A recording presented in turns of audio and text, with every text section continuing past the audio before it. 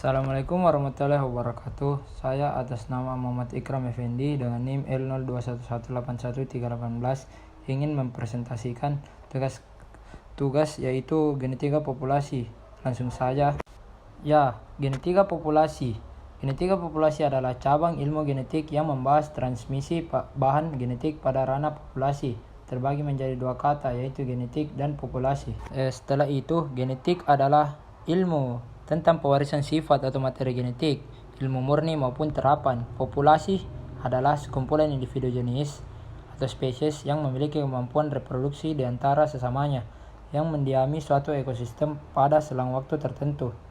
Genetika populasi adalah cabang ilmu genetik yang membahas transmisi bahan genetik pada ranah populasi. Dan objek bahasannya, genetika populasi dapat dikelompokkan sebagai cabang genetik yang berfokus pada pewarisan genetik, ilmu yang membicarakan implikasi hukum pewarisan Mendel apabila diterapkan pada sekumpulan individu sejenis di suatu tempat. Berbeda dengan genetik Mendel yang mengkaji pewarisan sifat untuk perkawinan antara dua individu atau dua kelompok individu yang memiliki genotipe yang sama. Genetika populasi berusaha menjelaskan implikasi yang terjadi terhadap bahan genetik akibat saling kawin yang terjadi di dalam satu atau lebih populasi. Selanjutnya itu pola pewarisan, di mana pola pewarisan ini terbagi menjadi dua, yaitu DNA dan RNA, merupakan molekul yang paling penting dalam biologi sel. Keduanya bertanggung jawab untuk menyimpan dan membaca informasi genetik dalam semua kehidupan. Meskipun sekilas terdengar mirip, namun jika kita pelajari lebih dalam, DNA dan RNA memiliki banyak perbedaan. Berikut ini kami akan menjelaskan beberapa perbedaan DNA dan RNA beserta penjelasannya. Bisa dalam jangka panjang, DNA merupakan perangkat yang penyimpan atau sebuah flash drive biologis yang memungkinkan cetakan biru kehidupan dapat diturunkan antara generasi. Sedangkan RNA berguna mengubah informasi genetik yang terkandung dalam DNA ke format yang digunakan untuk membangun protein dan kemudian memindahkannya ke pabrik protein ribosom. RNA berfungsi sebagai pembaca yang menerjemahkan flash drive dari DNA. Dalam proses pembacaan ini, terdapat RNA khusus yang memiliki tugas masing-masing. RNA tersebut yaitu Dalam proses membaca ini, terdapat RNA khusus yang memiliki tugas masing-masing. RNA tersebut yaitu messenger RNA atau mRNA yang berguna menyalin bagian-bagian dari kode genetik. Suatu proses disebut transkripsi dan mengangkut salinan-salinan ini ke ribosom yang merupakan pabrik-pabrik seluler yang memfasilitasi produksi protein dari kode ini. Selanjutnya itu transfer RNA atau tRNA bertanggung jawab untuk membawa asam amino yaitu blok pembangun protein dasar ke pabrik-pabrik protein ini sebagai tanggapan terhadap instruksi kode yang diperkenalkan oleh mRNA. Proses pembentukan protein ini disebut terjemahan. Dan yang terakhir, ribosomal RNA atau RNA adalah komponen dari pabrik ribosom itu sendiri yang tanpanya produksi protein tidak akan terjadi. Selanjutnya perbedaan DNA dan RNA dalam segi lokasinya, yaitu DNA dapat ditemukan dalam nukleus dengan sejumlah kecil DNA yang juga ada di mitokondria. Sel-sel eukariotik, termaksud semua sel-sel hewan dan tumbuhan, menampung sebagian besar DNA mereka di dalam nukleus, di mana ia berada dalam bentuk terkompresi ketat yang disebut kromosom. Format yang diperas ini berarti DNA dapat dengan mudah disimpan dan ditransfer.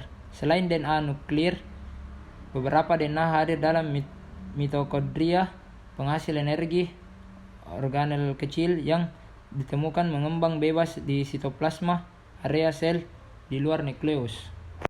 Sedangkan RNA terbentuk di nukleus dan kemudian bergerak di daerah khusus sitoplasma tergantung pada jenis RNA yang terbentuk.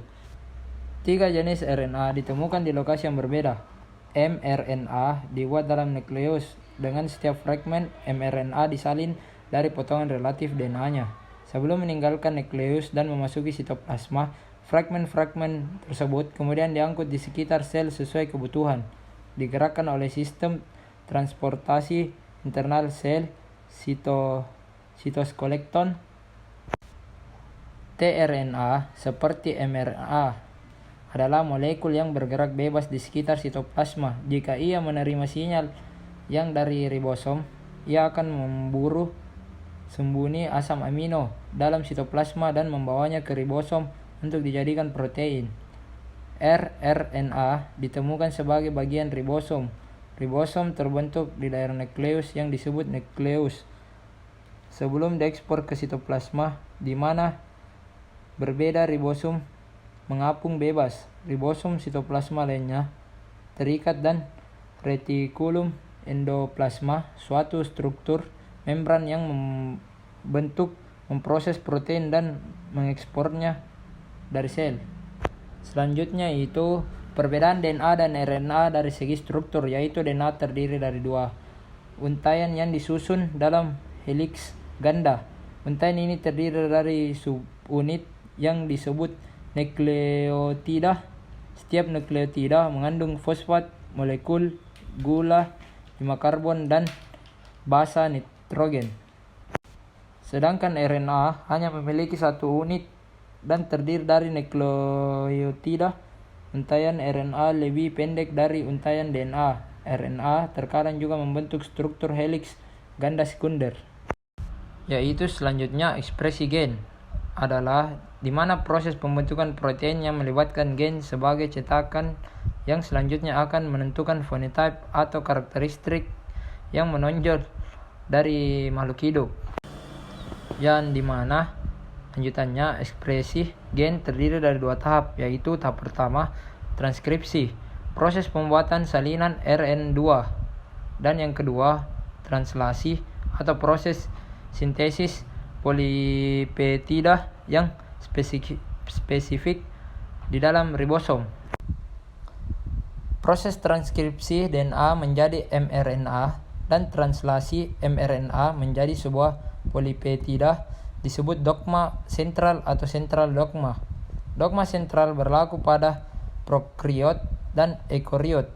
Namun, pada ekariot ada tahap tambahan yang terjadi antara transkripsi dan translasi yang disebut tahap per-mRNA.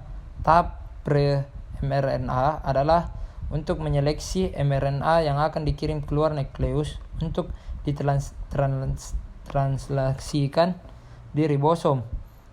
Exon merupakan mRNA akan dikirim keluar nukleus untuk ditranslasikan, sedangkan intron merupakan mRNA yang akan tetap berada di dalam nukleus karena kemungkinan mRNA tersebut akan membentuk protein yang tidak fungsional atau tidak berguna. Jika translasikan, intron kemudian akan terurai kembali menjadi membentuk rantai mRNA yang baru. Ya, itu saja yang bisa saya paparkan. Lebih dan kurangnya mohon dimaafkan. Wassalamualaikum warahmatullahi wabarakatuh.